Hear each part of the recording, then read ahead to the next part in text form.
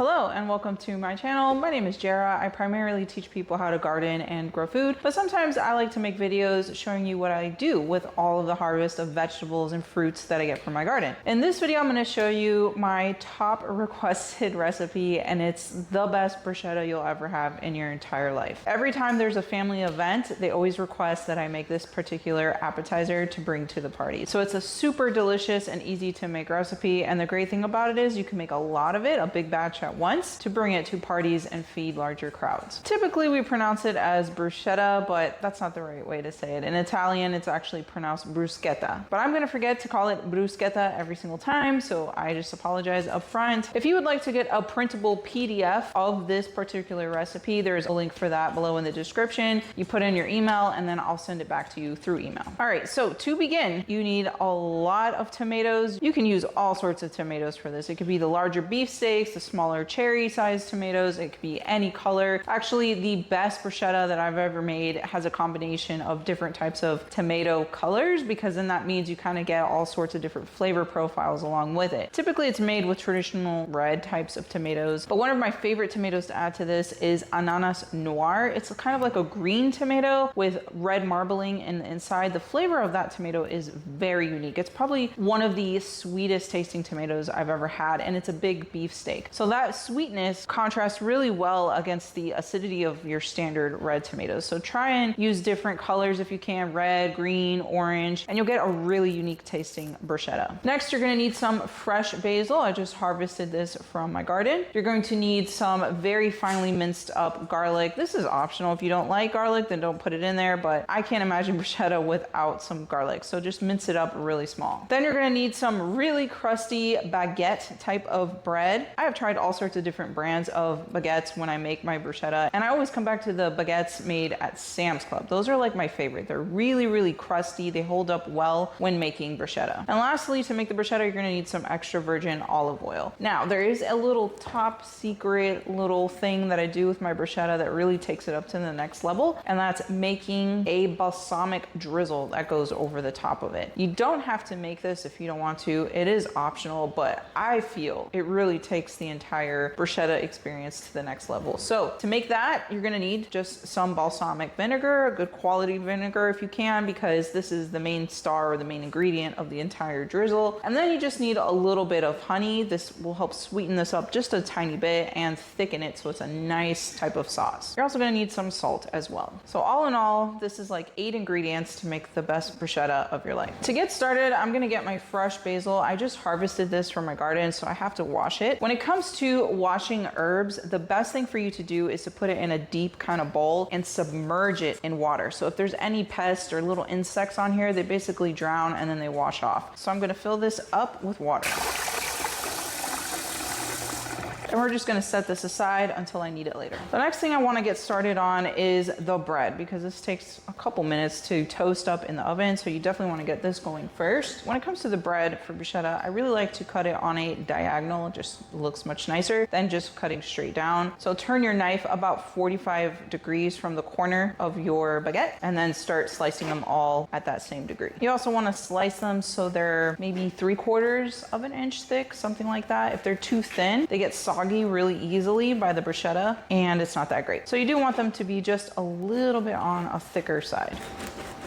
Today I'm just making this for my household. It's for our dinner tonight, so I don't need to cut up a second baguette. I usually will cut up a second one if this is for a party or something like that. This is about the thickness that you want it, and as you can see, by slicing on a diagonal, you get these nice oval type of slices. All right, so I loaded all of the pieces onto just a flat cookie sheet, because next we're gonna toast it. But before we put it in the oven, you do wanna brush some olive oil on the surface of each one, and that will just help give it a little bit extra flavor and help it toast a little bit better. So just pour some olive oil in a little dish, and I like to add some extra seasonings into this as well, just again to give it some more flavor. So I'm gonna add a little bit of some dried Italian seasonings and a little bit of salt. Then mix that together.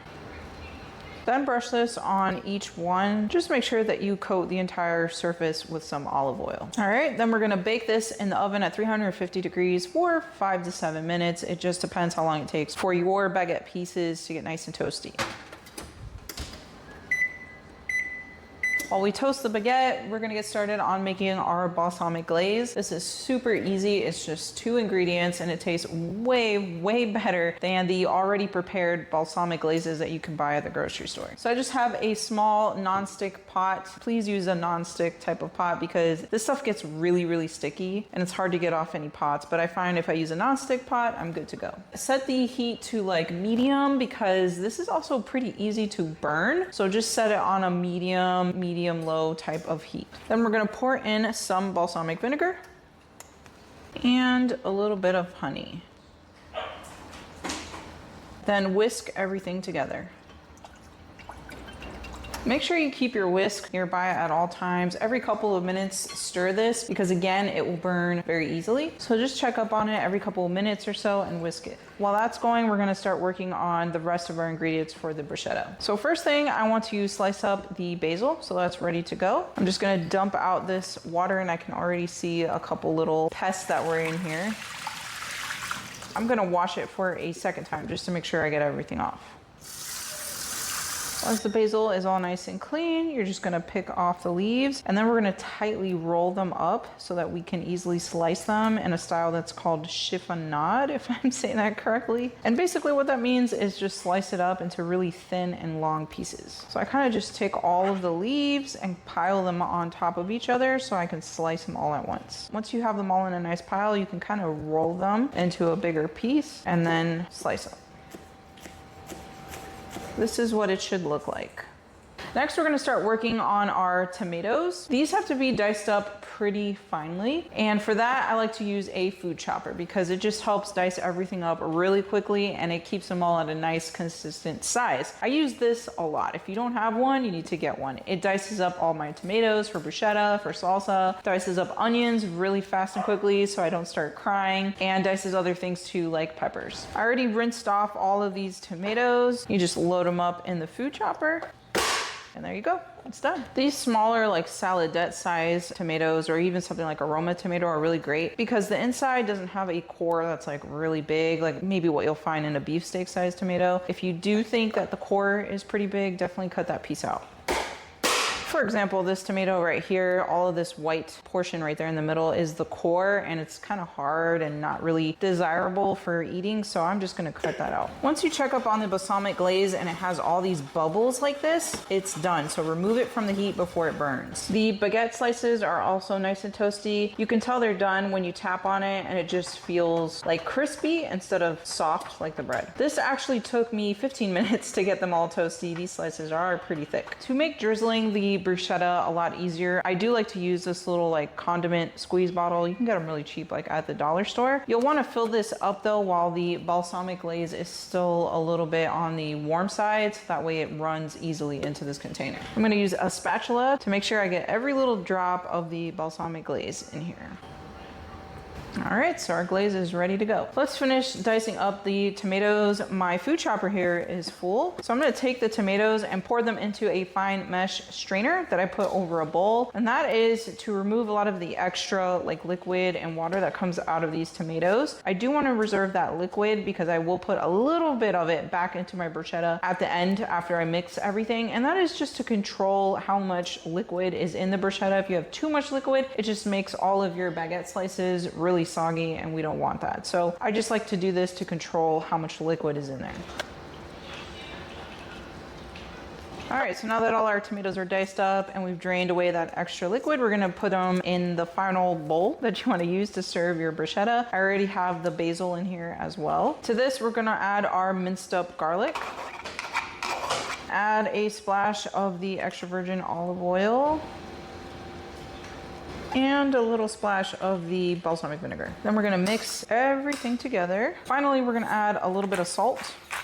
At the end, we'll taste everything to make sure that it has good levels of olive oil, vinegar, and salt. You'll have to adjust everything to your liking. At the end, I'm gonna put a tiny bit of this tomato liquid that we saved here, just to moisten things up. All right, now try the bruschetta. That is so good and fresh, just the way that it is. But I think I'm gonna put a little bit of salt. It's best to let this marinate for like 2 hours, just so those flavors really get incorporated before you start putting it on your pieces of baguette. If I was going to a party, I would wait to plate them at the party. To plate these up, just put some of the bruschetta on top and make sure you get a little bit of the juice on there. All right, the last step is to drizzle the balsamic glaze. All right, we're all done. Let me try one right here.